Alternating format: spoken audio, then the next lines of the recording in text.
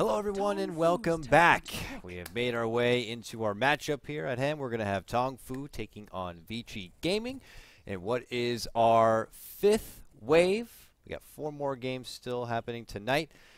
And over here on Beyond the Summit 2, I'm KotLGuy bringing you the English coverage. And well, first thing to note, unfortunately there won't be any Dota TV audio. I was in the lobby and apparently I jinxed myself or something because when we went for the connect, it didn't happen. We went for a second connection. My Dota completely closed, crashed, and when I reopened it up, I had no reconnect option, and now we were going to be doing it from the ticket. So there is only a 10-second lag on the ticket, so it's not much of a delay, but unfortunately that means for English coverage in Dota TV, it will not be there. So I will apologize now, but that's the best I can do. I'm very sorry. F4L, though. How you doing, my man? You're back with me co-casting, and it's been bad luck for you so far, but at least this time we get to use the ticket. I hope to God it doesn't lag, my friend. I'm sorry. I hope. Yeah, hopefully. Maybe I'm bad luck. Maybe you are. I don't think you haven't had any issues before me, right? No. To be honest, not really. I don't think I've had. I think I actually did have to do one game off the ticket. Yeah, I did. I did have to do one game. So yeah, it's not just you. Don't worry. But at least that game, the lag was fine. So we'll hope it's fine here. Yeah, hopefully you won't have any lag issues. So I have to do the stream inside a stream. Stream deception.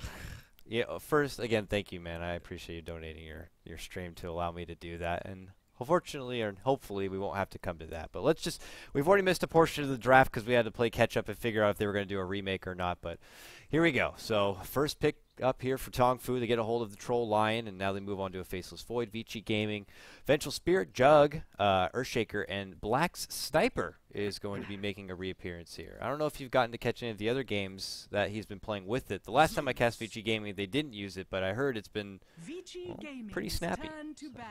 Yeah, and they're also going to have that combined with the Vengeful Spirit and the Earthshaker, 2 supports that can keep him safe, especially from things like the Chronosphere.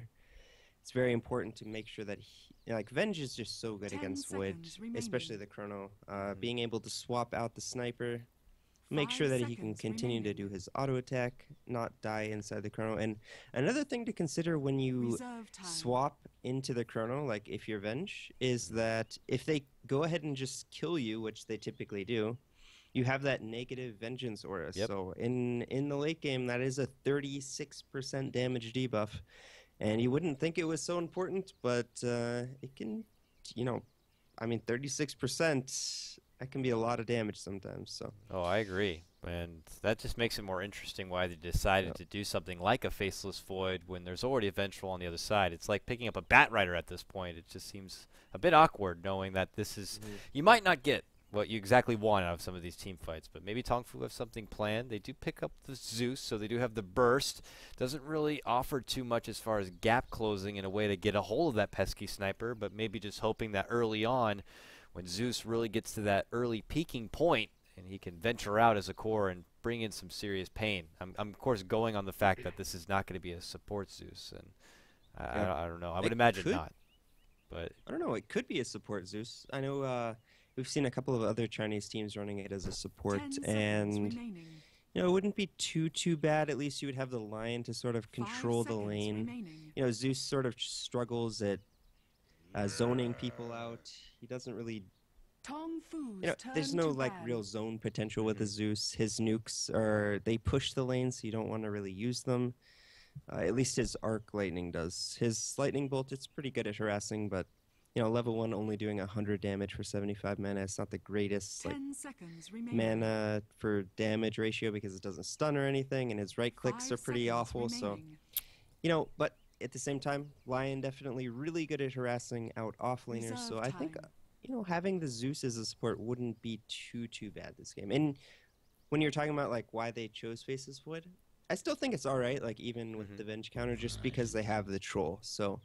If they're able to get 2 or 3 heroes in the Chrono, then Faceless Void's just going to have a complete field day with that Troll ultimate. That's true. That is true. So can't underestimate that.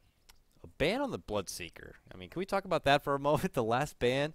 TongFu, I don't know if they've run it a lot. I know the one team to do it is E-Home, right? With Inflame. I know I haven't got the opportunity to cast Flame yet, but he is the one that's really big on utilizing Bloodseeker and bringing it in. It just seems interesting to me that they would ban it out right here. Yeah, it is a little bit interesting. It's not like Bloodseeker's that good against any of Vichi's heroes either, but maybe just not wanting to have to deal with that hero. It is quite nice because it just jungles pretty freely, gets to level 6 at about the 5-minute mark, and can be sort of a nuisance in the later stages of the game, making it difficult for heroes to move around once you get that rupture applied. But I haven't seen too much success with Bloodseeker, to be perfectly honest. I've seen it picked a couple times recently, like in some European games, and I've seen it win a couple times, but most of the time it just seems a little underwhelming, to be perfectly honest. Okay, so we'll see here, rounding out the remainder of this draft. Vici Gaming get their Viper, and Spirit Breaker is going to finish up TongFu's lineup. So indeed it does look like it's going to be a support Zeus along with the Lion, unless it's going to position for Spirit Breaker here. Remember, LPC, I think he actually does play the 4 position here. Well, then again, they could just be like, oh, I have a Spirit Breaker player, and that's how, they change it up. But bringing him into here, you get that global presence. He's able to get in the face of Sniper, which certainly he doesn't like. It's just a matter of being able to get that opportunity. When you have Earthshaker on your team, he could be always ready and nearby. Okay, the last time I casted this team, U9 actually played offlane, but possibly they've changed up some roles. Looks like LPC is going to be that offlane Spirit Breaker. Possibly. I have no idea what's going on. All right, well, we'll see. That's fine. The lanes will begin to develop here, and I guess it's a good opportunity. I think it's going to be an offlane Void. Yeah, that's an option. They probably will get a bit more information even when they go for the, well, it looks like the top rune. They know that Void can kind of hold his own, and he has the ward on hand. He's going to go right for a block, it looks like, on the bull camp here. And, well, or at least gets that little bit extra vision. So now he's got that. He'll walk back and probably go towards the rune. If things get too hairy, he could always put that point into Time Walk, I suppose, to get away. But maybe not. Maybe he'll just go value the block. But anyways, let's just talk about actually who's going to be playing what here. I'll do TongFu here on your dire side, LPC. He's going to be playing your Spirit Breaker, so we'll see where he ends up residing as far as laning stays. We got Jinkyu, I want to say. He's going to be playing your Zeus U9, or Mr. U9. He's going to be playing your Troll Warlord and Kabu. And I know they've swapped things up. Kabu had played Clockwork recently, but actually now that I think about it, they've ran a 4-position Clockwork, so I guess he is the number 4. He's going to be playing your Lion. The battle begins. There's your TongFu dire lineup. For Vici Gaming, on the Radiant side, we're going to have Ice playing the Juggernaut in the mid lane. We're going to have, where'd he go? Black playing the Sniper, being supported by FY on the Earthshaker. Safe laning is going to be Super playing the Viper, and Fenrir on the support Vengeful Spirit. All right, so FY playing a lot of Earthshaker, I feel, this tournament so far. And he'll be heading, it looks like, towards the bottom lane to handle the pull situation there. So Oz off laner's going to position. Oh. That was a really nice block from the Void in the off lane. He actually blocked so well that Fenrir could not stop the range creep from tanking the wave. Usually the support will just sit in this area. Okay, I can't draw on the minimap because we are on the ticket. I tried to draw at that same moment too. I was going to cross the line where the creeps ended up, but I'm like, yeah, okay, we're not drawing on the map. Yeah, so he wasn't able to tank the wave. So actually, the Void gets the entire first wave of experience, thanks to that excellent creep blocking that he was able to achieve at level 1. It actually goes for the backtrack at level 1, not something we see too often. I don't actually know that I've ever seen that, to be perfectly honest. Yeah, he already has plenty of regen to work with, but I guess just expecting that he's going to be eating a lot of punishment from the zoning supports. But nonetheless, he walks back for now and will just try to leech what he can from the pull camp. And I don't know, it might be out of radius there. FY keeps bringing down the wolves as low as possible. Nice little tactic there to just ensure that Kion's not going to get too much. So he goes ahead and returns himself back to the off-lane position. But the mid-lane matchup is going to be a battle of the weird bearded fellas here, it looks like. We got Zeus going toe-to-toe with the sniper here, and Black Sniper is already at 10-2 CS, well out in front. Zeus trying to hold his own at 7, and it looks like they're going to put priority on obtaining at least this top rune, and it's going to be a bounty rune. That means an invis one's going to be for FY. Ooh, that's pretty nice to have. Let's see if he's able to get anything done in mid lane. Yeah, that invis on the Earthshaker might be able to get a Fisher block here onto the Zeus if he's not too careful. Be pretty devastating. I think that just results in a kill if, yeah, he's... Oh, insta slow right there, and the Fissure right in your face. Now he hits the enchant totem, and Jin Q is going to be in trouble. And Black, of all people, is able to get the last shot in there and secures the first blood there for Vici Gaming. Yeah, pretty much the best rune that Super could possibly hope for on the Earthshaker. The invis sets up for the easy Fissure block into the rune vision, mind you, on the side of TongFu. As I'm like, I guess he didn't see that there was a rune there. It looks like they have none.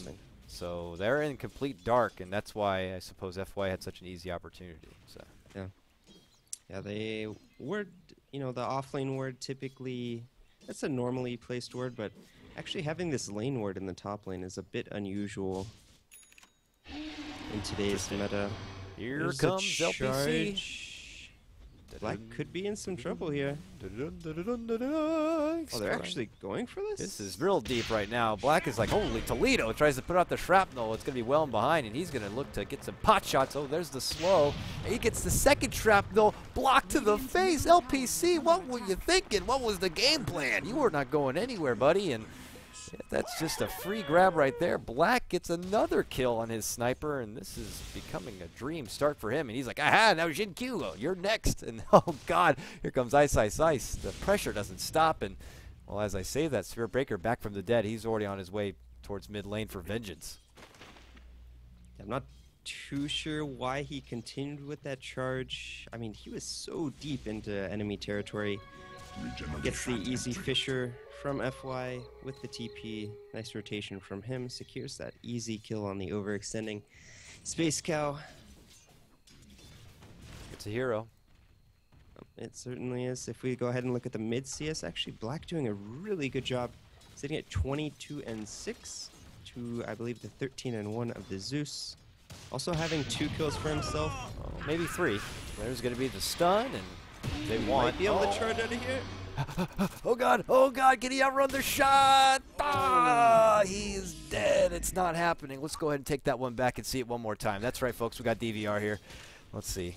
I don't know. That was such a beautiful shot. I thought there was a chance that he gets out of the range. If you exceed a certain range on Assassinate, I'm going. We'll cancel it. But boom! Beautiful shot. Okay, let's go back live. So, Spirit Breaker's back, and he's going to be charging out from the base once more, but that's back-to-back takedowns for him. Is he still bloodthirsty for Black, potentially? TongFu, they're definitely playing off the rails on this one. But Fenrir is waiting in the wings of this mid lane. Not going to let anything happen to their sniper. They can play very defensive with these supports. They don't really need to babysit Super. Super's having very easy time up against this Void. Actually zoning him out completely by himself. Does have that level 6. Use the Viper Strike. Get some easy harass onto this faceless Void. And the early laning phase definitely going into Vici's favor. Certainly honestly, so. this Space Cow not providing too much in the 4 position.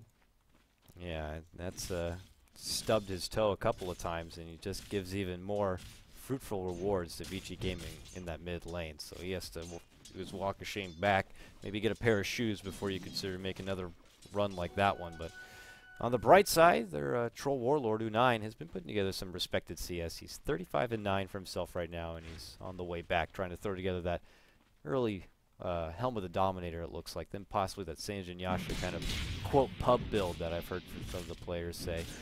And with that, maybe you could sneak in and do you know, a Roche at a mediocre time. It's actually so funny how, you know, everyone used to think all these builds were so terrible. They're just pub builds, you know, like Yule's SF and you got SNY, snipers, LPC. and trolls. Filet mignon served up right there. It's going to be a takedown that's mutual. It looks like no one to get the last hit in there, but Vici benefit from another one, 4-1, and they keep on their assault here. KotLGuy holds his own, at least for now, but yeah, say one moment we're scoffing at some of these crazy builds and ideas. I know during the early part of Star Ladder, I was always joking like, hey, I wanted to see the Yules, and now it's like, oh, they're going to get the Yules. Yeah, they're getting the Yules now because that's normal, and this is what we do. And it's like, Dota's such a silly game. It really is. You can make so many item builds work. It's just how you play it, and if it works in your composition and what your strategy is. But, you know, LPC definitely struggling so far in the early game as the Spirit Breaker. We'll go ahead and look at Black. Black actually going for the phase boots on Sniper. I think typically we see more treads than phase boots. Uh-oh, Ice. Gonna get cheaped up. They pull out the Battle Trance as well, but Ice goes into his Blade Fury, and he's happy to go toe-to-toe with LPC, and now here's Black. Rotates in, gets the shot off. Now the Zeus ultimate comes on down. KotLGuy's going to be in trouble, but he does get the stun off and looks to walk away. U9 looks to focus fire FY, and Black catches all that support with the shrapnel. Now U9 looking to chase out Black, but he gladly walks away. Pot, and he gets a triple kill just like that. Dominance coming out for your Sniper early into this one. 7-3 at 8 minutes in. VG Gaming, very dominant. TongFu, very sloppy. I mean, he's got a Mask of Madness, Phase Boots, Ring of Aquila at 8 minutes in the game. He's 6-0 with nearly 50 CS. I mean, they've just done a very good job protecting him in the mid lane. You know, some overextensions causing him to get a lot of free kills, especially in mid. And then a nice rotation into the top lane. In that 3v3, picking up 3 kills. Oh, he goes forward. He's feeling pretty confident here, even though Zeus is the one that's normally supposed to dish out the heavy burst and force you on your knees and stay away from the lane. But Black is now so grossly farmed this early on that he, with his Mask of Madness, move on forward. Bottom lane, though, yeah, they get off the first Chronosphere, but it is going to be your Faceless Void. Kion's going to go down. Gets clubbed out with FY's log, and he gets dropped, and now Sniper from the outside picks up another sweet kill, and they have to retreat. Shot in the back! U9, very wounded, has to go right back to base, and Xinq's going to be one of the lone defenders. VG Gaming managed to trade, and they lose no one, 2 for none. I mean, Black just picks up another kill on this Sniper. He's all over the place, too. Top, mid, bottom. He has a TP always on hand. He uses it, gets a kill, buys a new one. He's like, this is my express ticket to more feeds in Feedville. Yeah, and TongFu actually expending the Chrono, not getting a single kill. Viper super barely escaping with his life. I think he had something like 20 HP at the end of that. Here comes the charge out from Spirit Breaker. Just under the creep to get to the lane. Ice is now level 6, actually getting ready to push on to level 7.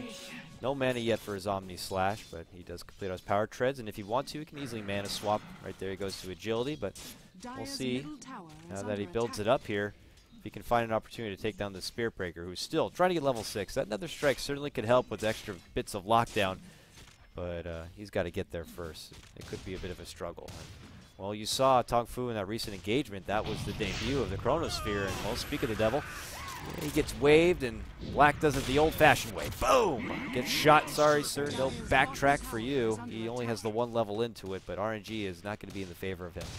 I mean, look at this. He has 2,400 gold already.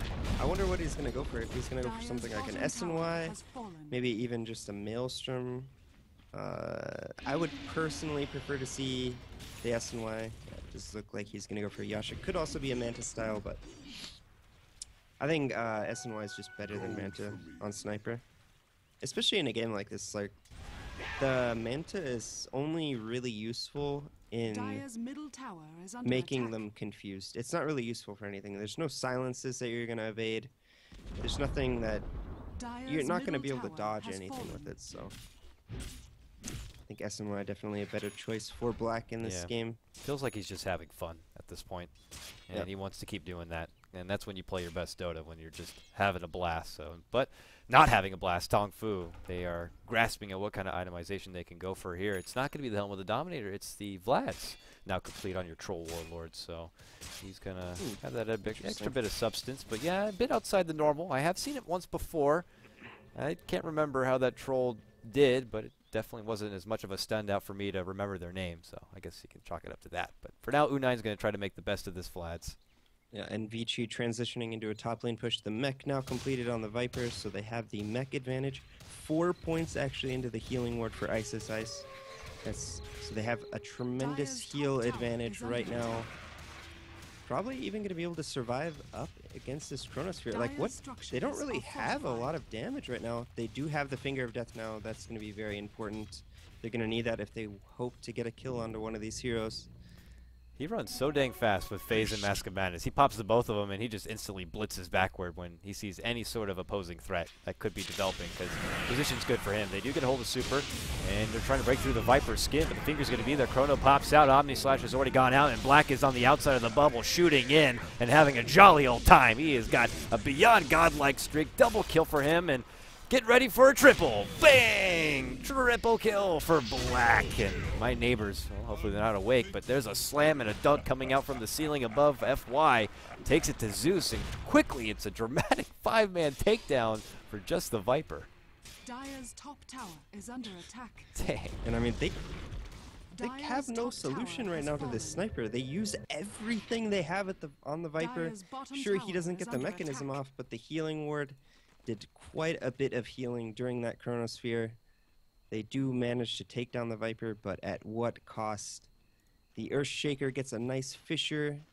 Snipers just constantly wailing away. Aim hacks. Jug gets the Omni Slash, and a very easy fight for Vici Gaming. That was, unfortunately, the best Chrono you can ask for from Black. It just was like beautifully placed right there, and he had plenty of space that he could just fire in from the outside, and this sniper pick feeling very, very valuable. I mean, he has 1200 life on this sniper. Typically a hero you would say is so squishy, but more life than Faceless Void. He's got more life than Troll. He's got more life than everyone on that team. Maybe barely matches up with Spirit Breaker, who is 0 and 5. It's just a struggling start. This has been one of the most dominating shows I've seen from a team already in DAC. And now they're already beginning to start claiming these tier 2 towers. Their snowball of a lead is going to get much more dramatic. This hill is building up pretty high already. 10K net worth lead at 14 minutes in. All on Black as well. They're desperately trying to split push in the bottom lane, but U9 does get initiated on by Black. Man, kill him. Just speechless at that point. He's just able to easily rotate over and chase him on down. Kaboo! That was almost a full life snipe. Jesus Christ, Black is a hitman right now. No scoping, opping, pitches all over the place. I mean, he's certainly a sniper. Oh my God, 12 and 0. 12 and 0 in 14 minutes. He nearly has a kill per minute. Oh, I got to run that one back right now. We don't miss anything if we're going to have to go on the Dota ticket. That's just LPC getting caught out from Super, and he may run away, but the Chronosphere could have been in. Oh, there's already more action happening. Oh God, let's hop into the current state of hand. They move in. Omni Slash is going to fly on out, and there it goes. Faceless Void hits the deck. A buyback now to come out from your Spirit Breaker, and the rotation in from Troll is more than enough for VG Gaming to get the hell out of there. But Black goes down, hands over a really big bounty, and now TongFu look to get what they can. And Black buys back. He already TPs to the lower 2-1 tower, but they're making it go on to LPC, and they get it. Echo Slam helps put in the cherry on the top, and they take that one down. Now U9 tries to focus fire Ice, but they got the mechanism. He's going to be fine. Wave back. Troll goes down. These are buybacks, mind you, from TongFu, and they begin to crumble one by one. Black was just killed, and now he's got a double kill. Another triple kill. All the GG. Oh, They've had enough. 15 minutes and 50 seconds, it's all it takes. TongFu said, Black, please have mercy. You've shot me and my family dead. Unbelievable performance by Black. And the supports from VG, honestly, just controlling this early game so well. I would say, a couple mistakes from the Spirit Breaker early, just, it sort of seemed like feeding away some kills to Sniper early. And, I mean, this is the definition of snowball right there. Yeah. Like, getting a couple early kills and then very nice rotations from Black, getting involved in all of these early game engagements, resulting in a 15-minute GG. He had 1 kill per minute as the sniper. I mean, just no Pretty words. insane. Black just put on an exhibition for everyone with that kind of a sniper play. Absolutely unheard Yeah, of. FY definitely played extremely Oh, yeah. well as on the search. He was there to help him set up those early kills, which built up that snowball from the start. That block off, even when Spirit Breaker overdived, he had no escape route thanks to FY. He was just always right there as the second man, and so that allows your precious core to really blossom into something special. So Black, he puts on a highlight reel performance on his sniper, and that's going to round things out for wave number 5. We're going to be moving on into our 6th match, our 6th best of 1 here of 9, and that matchup is going to be Cloud9 taking on Na'Vi. So a fun little matchup of Western teams. That's going to be happening in just a moment. If you like what you heard as far as casting, catch myself over on my Twitter at KotLGuy, and of course you can catch my good buddy here F4L at F4L Dota. Apologies once again for having to cast off of Dota TV due to perfect world, etc. stuff. So we'll hope that we get things for the better in the next matchup. We'll be back in just a moment.